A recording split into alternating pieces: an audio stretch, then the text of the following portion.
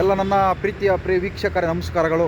ಈ ಒಂದು ಸುಂದರವಾದ ಪರಿಸರದಲ್ಲಿ, ಈ ಪ್ರಕೃತಿಯ ಮಧ್ಯದಲ್ಲಿ ಒಂದು ಸುಂದರವಾದ ಮಾತುಗಳು, ದಯವಿಟ್ಟು ಪೂರ್ತಿ ಕೇಳಿ ಸ್ನೇಹಿತರೆ. ಈಗ 2 ವಾರದಿಂದ ಬೆಳಗಾವಿಯಲ್ಲಿ ಚಳಿಗಾಲದ ಅಧಿವೇಶನ ನಡೀತಾ ಇದೆ. ಇದರಿಂದ ಎಷ್ಟು ಜನಕ್ಕೆ ಉಪಯೋಗ ಆಗ್ತಾ ಇದೆ, ಯಾರ್ಯಾರಿಗೆ ಅನುಕೂಲ ಆಗಿದೆ, ಯಾರ್ಯಾರಿಗೆ ಅನಾನುಕೂಲ ಆಗಿದೆ, ಇದುವರೆಗೂ ಯಾರಿಗೂ ಕಂಡಿಡಿಯೋಕ್ಕಾಗಿಲ್ಲ. ಇಷ್ಟು ವರ್ಷ ಆಯಿತು ನಮ್ಮ ಉತ್ತರ ಕರ್ನಾಟಕ ಭಾಗದಲ್ಲಿ ಸುವರ್ಣ ವಿಧಾನಸೌಧ ಕಟ್ಟಿ ಎಷ್ಟು ಅಭಿವೃದ್ಧಿ ಆಗಿದೆ, ಎಷ್ಟು ಅಭಿವೃದ್ಧಿ ಮಾಡಿದ್ದಾರೆ, ಎಷ್ಟು ಅಭಿವೃದ್ಧಿ ಮಾಡೋಕ್ಕೆ ನಮ್ಮ ಉತ್ತರ ಕರ್ನಾಟಕ ಭಾಗದ ಶಾಸಕರು ಮತ್ತು ಸಂಸದರು ಪ್ರಯತ್ನ ಪಟ್ಟಿದ್ದಾರೆ.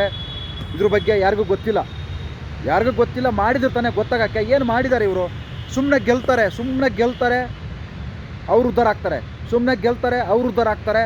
5 ವರ್ಷ ಟೈಮ್ ಪಾಸ್ ಮಾಡ್ತಾರೆ, 4.5 ವರ್ಷ ಟೈಮ್ ಪಾಸ್ ಮಾಡ್ಕೊಂಡು ಚುನಾವಣೆ 5 ತಿಂಗಳಿದ್ದಂಗೆ ಮಾಡ್ತಾರೆ. ನಾನು ಹಂಗೆ ಮಾಡ್ತೀನಿ, ನಾನು ಹಿಂಗೆ ಮಾಡ್ತೀನಿ, ಹಂಗೆ ಕಡ್ದು ಕಟ್ಟೆ ಹಾಕ್ತೀನಿ, ಹಂಗೆ ಮಾಡ್ತಿರಲ್ಲ, ಹಿಂಗೆ ಮಾಡಕತ್ತೀನಿ ಅಂತ ಹೇಳ್ಬಿಟ್ಟು ಹಂಗೆ ಮ್ಯಾಲೆ ಕೇರಿಸ್ಬಿಡ್ತಾರೆ. ಏನೇನು ಮಾಡಲ್ಲ.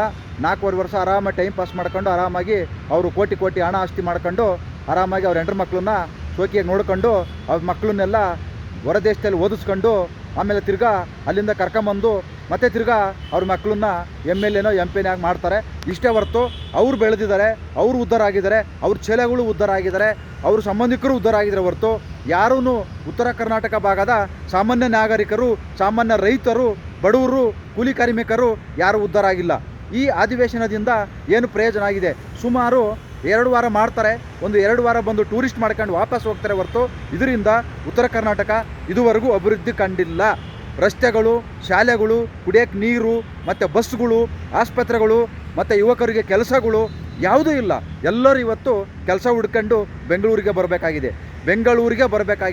ಅಂದರೆ ಎಲ್ಲ ಪಕ್ಷದ ರಾಜಕಾರಣಿಗಳು ನಮ್ಮ ಕರ್ನಾಟಕದಲ್ಲಿ ಬೆಂಗಳೂರು ಕಡೆ ಮಾತ್ರ ಅಭಿವೃದ್ಧಿ ಮಾಡ್ತಾರೆ, ಬೆಂಗಳೂರು ಕಡೆ ಮಾತ್ರ ಮತ್ತು ಇಂಡಸ್ಟ್ರಿಯಲ್ ಏರಿಯಾ, ಕೈಗಾರಿಕಾ ಉದ್ಯಮಗಳನ್ನು ಮಾಡ್ತಾರೆ ಹೊರತು ನಮ್ಮ ಉತ್ತರ ಕರ್ನಾಟಕ ಭಾಗದಲ್ಲಿ ಯಾವುದೇ ಜಿಲ್ಲೆಯಲ್ಲೂ ಕೂಡ ಈ ಕೈಗಾರಿಕಾ ಉದ್ಯಮಗಳನ್ನು ಮಾಡೋಕ್ಕೂ ಆಗ್ತಾಯಿಲ್ಲ.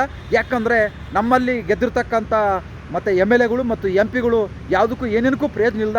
ಅವ್ರಿಗೆ ಮಾತ್ರ ಪ್ರಯೋಜನ ಆಗಿದ್ದಾರೆ, ಜನಗಳಿಗೆ ಮಾತ್ರ 1% ಕೂಡ ಪ್ರಯೋಜನ ಇಲ್ಲ. ಬೇಕಾದಷ್ಟು ದೊಡ್ಡ ರಾಜಕಾರಣಿಗಳಿದ್ದಾರೆ, ಎಲ್ಲ ಪಕ್ಷದಲ್ಲೂ ಇದ್ದಾರೆ. ಆದರೂ ಕೂಡ ನಮ್ಮ ಜನಗಳು ಅಷ್ಟೇ ಕೇಳೋದಿಲ್ಲ. ತಮಗೇನಾರ ಕಷ್ಟ ಆದಾಗೆ, ತಮಗೇನಾರು ನೋವು ಆದಾಗೆ, ಅಯ್ಯೋ ನೋವು ನಮಗೆ ಹಿಂಗೆ ಆಗೋಯ್ತು ಅಂತಂದೇಳಿ ಭಯಪಡಕ್ಕಂತ ಹೊರತು ನಮ್ಮೂರು ರಸ್ತೆ ಚೆನ್ನಾಗಿ ಮಾಡಬೇಕು, ನಮ್ಮೂರಲ್ಲಿ ಒಂದು ಆಸ್ಪತ್ರೆ ಬೇಕು, ನಮ್ಮೂರಲ್ಲಿ ಒಂದು ಒಳ್ಳೆ ಸ್ಕೂಲ್ ಬೇಕು, ನಮ್ಮೂರಲ್ಲಿ ಒಂದು ಒಳ್ಳೆ ಫ್ಯಾಕ್ಟ್ರಿ ಬೇಕು. ಯಾಕಂದರೆ ನಮ್ಮ ಮಕ್ಕಳು ಆ ಫ್ಯಾಕ್ಟ್ರಿಲಿ ಕೆಲಸಕ್ಕೆ ಹೋಗಬೇಕು, ಇಲ್ಲೇ ಕೆಲಸ ಮಾಡಬೇಕು, ಬೆಂಗಳೂರಿಗೆ ಕೆಲಸ ಹುಡುಕೊಂಡು ಹೋಗ್ಬಾರ್ದು ಅಂತಂದೇಳಿ ಯಾರ ಮನಸ್ಸಲ್ಲೂ ಇಲ್ಲ. ಎಲ್ಲರೂ ಬೆಂಗಳೂರು ಬರಬೇಕು, ಇಲ್ಲೇ ಕೆಲಸ ಮಾಡಿ ಮತ್ತೆ ತಿರ್ಗಾ ವಾಪಸ್ಸು ವರ್ಷಕ್ಕೊಂದ್ಸತಿನ 6 ತಿಂಗಳಿಗೊಂದ್ಸತಿನ ಹೋಗಬೇಕು. ಆದರೆ ಊರಲ್ಲಿರ್ತಾರೆ, ಇಲ್ಲಿ ಬಂದವರು ಇಲ್ಲೇ ಮತ್ತೆ ವಾಪಸ್ ಊರಿಗೆ ಹೋಗೋದು ಕಷ್ಟ ಆಗಿದೆ. ಆ ಮಟ್ಟಕ್ಕೆ ಇವತ್ತು ನಮ್ಮ ಉತ್ತರ ಕರ್ನಾಟಕದ MLAಗಳು MPಗಳು ಬಡ್ಕೊಂಡು ಏನೇನೇನೋ ಪ್ರಯೋಜನ ಇಲ್ಲ, ಸುಮ್ಮನೆ ಗೆಲ್ತವೆ. ಎಂತೆಂಥ ರಾಜಕಾರಣಿಗಳು ಇದ್ದಾರೆ, ಎಷ್ಟೆಷ್ಟು ಕೋಟಿಗಟ್ಟಲೆ ಆಸ್ತಿ ಮಾಡಿದ್ದಾರೆ. ಆದರೆ ಒಂದು ದೊಡ್ಡ ಒಂದು ಕಾರ್ಖಾನೆಗಳನ್ನು ಮಾಡೋಕ್ಕಾಗಲಿಲ್ಲ ಇವ್ರ ಯೋಗ್ಯತೆಗೆ. ಇರೋ ಕಾರ್ಖಾನೆಗಳೆಲ್ಲ ಮುಚ್ಚುತ್ತಾ ಇದ್ದಾರೆ, ಇರೋ ಕಾರ್ಖಾನೆಗಳನ್ನೂ ಓಪನ್ ಮಾಡೋಕ್ಕಾಗ್ತಾಯಿಲ್ಲ ಇವ್ರ ಕೈಲಿ. ಎಷ್ಟೋ ಇವತ್ತು ನೋಡಿ, ಯತ್ನಾಳ್ ಅವ್ರ ಶುಗರ್ ಫ್ಯಾಕ್ಟ್ರಿ ಮುಚ್ಚೋಗ್ಬಿಟ್ಟೈತೆ, ಅದನ್ನು ಓಪನ್ ಮಾಡೋಕ್ಕೆ ಸುಪ್ರೀಂ ಕೋರ್ಟ್ ಹೇಳಿದ್ರು ಕೂಡ ಇವತ್ತು ಈ ರಾಜಕೀಯದವರು, ಸರ್ಕಾರದವರು ಅದಕ್ಕೆ ಓಪನ್ ಮಾಡೋಕ್ಕೆ ಪರ್ಮಿಷನ್ ಕೊಡ್ತಾಯಿಲ್ಲ.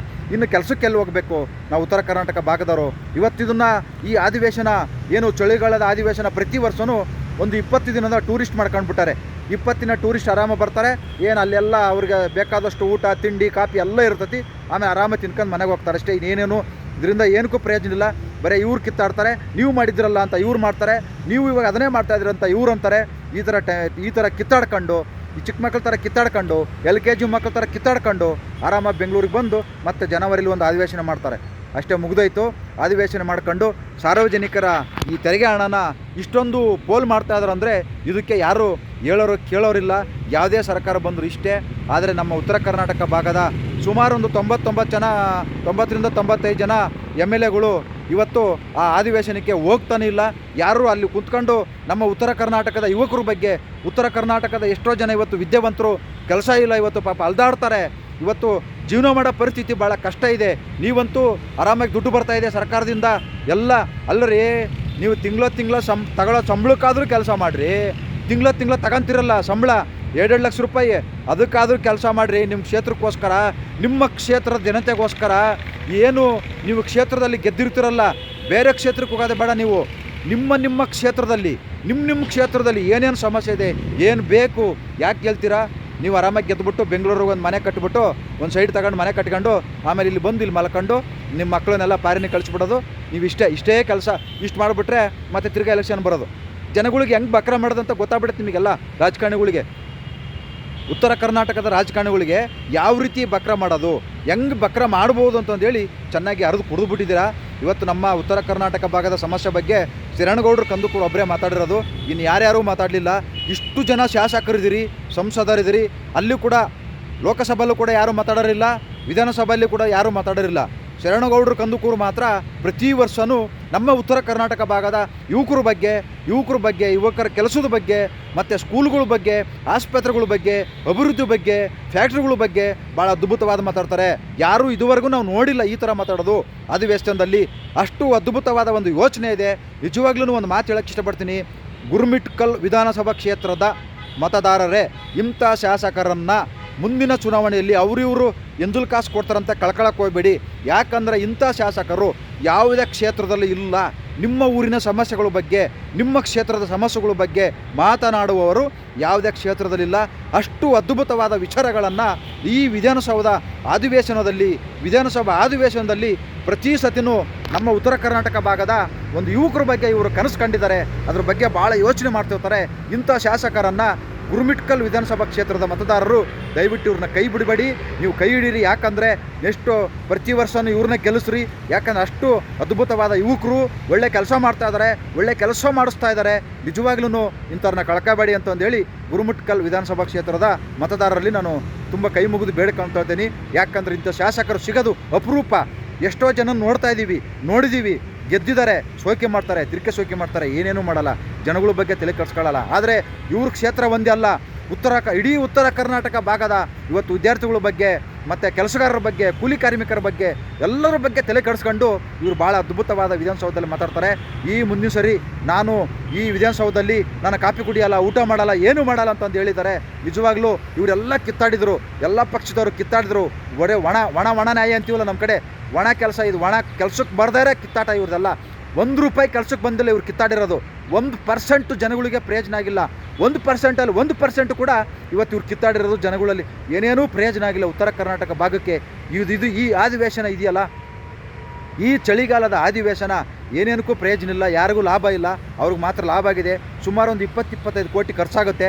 ಆ 20-25 ಕೋಟಿ ಒಂದು ಕ್ಷೇತ್ರಕ್ಕೆ ಕೊಟ್ಟರೆ ಆ ಕ್ಷೇತ್ರದಲ್ಲಿ ಒಳ್ಳೊಳ್ಳೆ ರಸ್ತೆಗಳನ್ನು ಮಾಡ್ಬೋದು, ಕುಡಿಯೋಕ್ಕೆ ನೀರಿನ ವ್ಯವಸ್ಥೆ ಮಾಡ್ಬೋದು, ಆಸ್ಪತ್ರೆ ವ್ಯವಸ್ಥೆ ಮಾಡ್ಬೋದು, ಶಾಲೆ ಕಾಲೇಜುಗಳಿಗೆ ಪೇಂಟ್ ಹೊಡಿಬೋದು, ಇಷ್ಟೆಲ್ಲ ಮಾಡ್ಬೋದು. ಈ 20-25 ಕೋಟಿನ ವೇಸ್ಟ್ ಮಾಡಿಕ್ಕಿದ್ದಾರೆ. ಅದರಿಂದ ಇವ್ರಿಗೆ ಲಾಭ ಆಗಿದೆ ಹೊರತು ಜನಗಳಿಗೆ ಯಾವುದೇ ರೀತಿ ಅನುಕೂಲ ಆಗಿಲ್ಲ, ಎಲ್ಲ ಏನೇನೂ ಪ್ರಯೋಜನ ಆಗಿಲ್ಲ ನಮ್ಮ ಉತ್ತರ ಕರ್ನಾಟಕ ಭಾಗದಲ್ಲಿ. ಈ ಸುವರ್ಣಸೌಧ ಕಟ್ಟಿರೋದ ವೇಸ್ಟು. ಇವತ್ತು ನಮ್ಮ ಕರ್ನಾಟಕದಲ್ಲಿ ಸುಮಾರು ಒಂದು 5 ಜನ ಕೇಂದ್ರ ಮಂತ್ರಿಗಳು ಇದ್ದಾರೆ. ಕುಮಾರಣ್ಣವರು, ಜೋಶಿಯವರು, ಮತ್ತು ಇಲ್ಲಿ ಇವ್ರು ಯಾರು ಸೋಮಣ್ಣನವರು, ಇನ್ನೂ ಒಂದು 3 ಜನ ಇದ್ದಾರೆ. ಇವರೆಲ್ಲ ದಯವಿಟ್ಟು ನೀವು ಕರ್ನಾಟಕಕ್ಕೋಸ್ಕರ ಕಾಂಗ್ರೆಸ್ ಸರ್ಕಾರ ಇದೆ ಅಂತಂದು ಹೇಳಿಬಿಟ್ಟು ಸುಮ್ಮನೆ ಕುಂತ್ಕೋಬೇಡಿ. ಕೇಂದ್ರದಿಂದ ಏನೇನು ಬರುತ್ತೋ ಅದನ್ನು ತಗೊಂಬಂದು ಯಾವ್ಯಾವ ಕ್ಷೇತ್ರದಲ್ಲಿ ಏನೇನಿಲ್ಲ ಅದನ್ನು ಮಾಡಿ ಅಂತಂದು ಹೇಳಿ ಕೇಂದ್ರದ ಮಂತ್ರಿಗಳಿಗೆ ನಾನು ಕೇಳ್ಕೊತಾ ಇದ್ದೀನಿ. ದಯವಿಟ್ಟು ಅರ್ಥ ಮಾಡ್ಕೊಳ್ಳಿ. ನಮ್ಮ ಉತ್ತರ ಕರ್ನಾಟಕ ಭಾಗದಲ್ಲಿ ಇವತ್ತು ಎಲ್ಲ ಯುವಕರು ಕೆಲಸ ಹುಡ್ಕೊಂಡು ಬೆಂಗಳೂರಿಗೆ ಬರಬೇಕಾಗಿದೆ. ಇಲ್ಲಿಗೆ ಬರೋದನ್ನ ತಪ್ಪಿಸಿ ಅವ್ರ ತಂದೆ ತಾಯಿ ಜೊತೆಗೆ, ಅವ್ರ ಹೆಂಡ್ರ ಮಕ್ಕಳ ಜೊತೆಗೆ ಅಲ್ಲೇ ಇದ್ದು ಸಂಸಾರ ಮಾಡೋಂಗೆ, ಅಲ್ಲೇ ಕೆಲಸಕ್ಕೆ ಹೋಗಂಗೆ, ಅಲ್ಲೇ ಜೀವನ ಮಾಡೋಂಗೆ ಮಾಡಿ ಅಂತಂದೇಳಿ ನಮ್ಮ ಉತ್ತರ ಕರ್ನಾಟಕ ಭಾಗದ MLAಗಳಿಗೆ ಮತ್ತು MP ಗಳಿಗೆ ನಾನು ಕೈ ಮುಗಿದು ಕೇಳ್ಕೊತಾ ಇದ್ದೀನಿ. ಯಾಕಂದರೆ ಸುಮ್ಮನೆ ಜನರಿಂದ ನೀವು ಆಯ್ಕೆ ಆಗಿರ್ತೀರ, ಜನರಿಗೋಸ್ಕರ ಕೆಲಸ ಮಾಡಿ. ನೀವು ಪ್ರತಿ ಸತಿನೂ ದುಡ್ಡು ಹಂಚಿ ಗೆಲ್ತಾ ಇದ್ದೀರಾ. ಇದನ್ನು ನಿಲ್ಲಿಸಿದ್ರೆ ಉತ್ತರ ಕರ್ನಾಟಕ ಉದ್ಧಾರ ಆಗುತ್ತೆ. ಎಲ್ಲ ಕಡೆನೂ ದುಡ್ಡು ಹಂಚೆ ಗೆಲ್ಲೋದು, ಆದರೆ ಎಲ್ಲ ಕಡೆನೂ ಇವತ್ತು ಅಭಿವೃದ್ಧಿ ಇಲ್ಲ. ಬರೀ ಉತ್ತರ ಕರ್ನಾಟಕ ಒಂದೇ ಅಂತಲ್ಲ, ಈ 1.5 ವರ್ಷದಿಂದ ಯಾವ ಕಡೆನೂ ಎಲ್ಲಿ ರಸ್ತೆ ಏನೇನೂ ಮಾಡ್ತಾ ಇಲ್ಲ. ದಯವಿಟ್ಟು ಅರ್ಥ ಮಾಡ್ಕೊಳ್ಳಿ. ಜನಗಳು ಬದಲಾವಣೆ ಮಾಡಬೇಕಾಗಿದೆ. ಜನಗಳು ಬದಲಾವಣೆ ಆಗೋದಿಲ್ಲ, ಏನೂ ಮಾಡೋಕ್ಕಾಗಲ್ಲ. ಎಲ್ಲಿವರೆಗೂ ನಾವು ಆ ಎಂಜಲ್ ಕಾಸಿಸ್ಕೊಂಡು ಓಟ್ ಹಾಕಿ ಅಭ್ಯರ್ಥಿನ ಗೆಲ್ಲಿಸ್ತೀವೋ ಅಲ್ಲಿವರೆಗೂ ಯಾವುದೇ ಊರು, ಯಾವುದೇ ತಾಲೂಕು ಮತ್ತು ನಮ್ಮ ಉತ್ತರ ಕರ್ನಾಟಕ ಅಂತೂ ದೇವರಣೆ ಅಭಿವೃದ್ಧಿ ಆಗೋಲ್ಲ. ಯಾಕೆ ಅಭಿವೃದ್ಧಿ ಆಗಲ್ಲ ಅಂದರೆ ಜನಗಳು ಅವ್ರು ಕೂಡ ಪುಟ್ಗೋಸಿ 200-300 ಎಂಜಲ್ ಕಾಸಿಸ್ಗಳನ್ನು ಬಿಡಬೇಕು. ಅವಾಗ ಮಾತ್ರ ನಮ್ಮ ಉತ್ತರ ಕರ್ನಾಟಕ ಅಭಿವೃದ್ಧಿ ಆಗುತ್ತೆ. ಎಲ್ಲರಿಗೂ ಒಳ್ಳೆಯದಾಗಲಿ. ನಮಸ್ಕಾರ.